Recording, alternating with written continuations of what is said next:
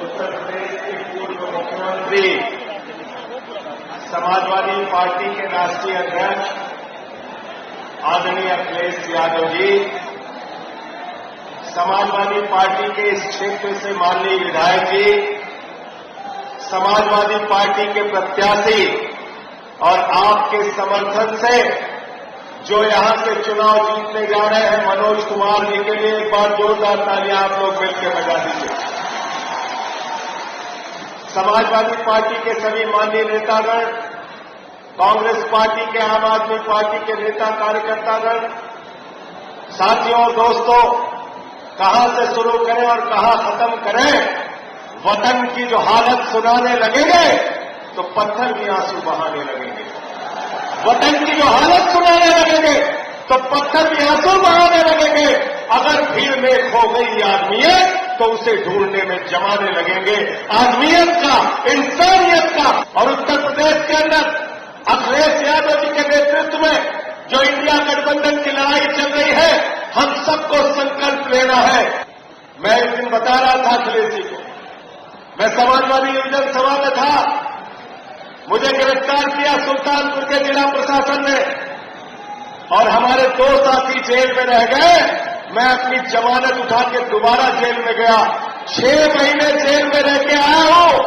भेजो जेल जितना भेजना चाहते हो, लगाओ मुकदमा जितना लगाना चाहते हो, चलाओ लाठी जितनी चलाना चाहते हो, जितनी तुम लाठियां चलाओगे उससे ज्यादा हमारे सीने और कंधे उन लाठियों का सामना करने के लिए तैयार रहेंगे।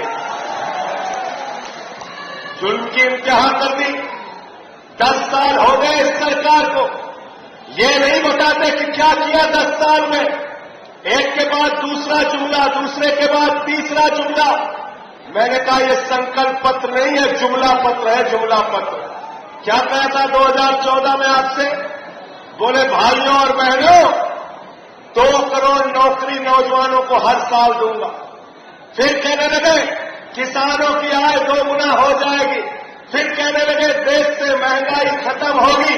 फिर कहने लगे इतना काला धन लाएंगे, इतना काला धन लाएंगे, इतना काला धन लाएंगे कि हर आदमी के खाते में कितना जमा हो जाएगा? जोर से बोलिए। 15 लाख आ गए।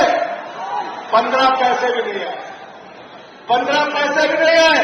और हमारी माताओं बहनों ने अपने पति से बचाकर जो 1500 की नोट संदूक में रखी थी कि बेटी की शादी होगी तो ये पैसा काम आएगा, जब छोटा सा घर बनाना होगा तो पैसा काम आएगा, कोई बीमार हो जाएगा तो ये पैसा काम आएगा, उसको भी जमा करा लिया।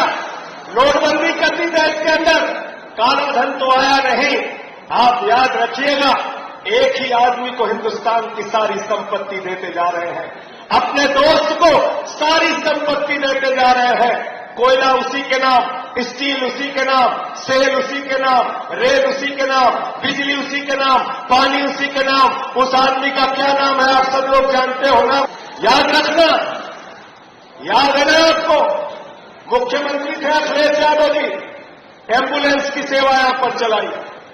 मुख्यमंत्री थे अखिलेश यादव जी, जो यहां बेरोजगारी भत्ता उस समय दिया गया, लैपटॉप बांटा गया, स्कूल बनाने का काम, अस्पताल बनाने का काम, बड़े बड़े हाईवे बनाने का काम अखिलेश यादव जी के नेतृत्व में उत्तर प्रदेश के अंदर हुआ।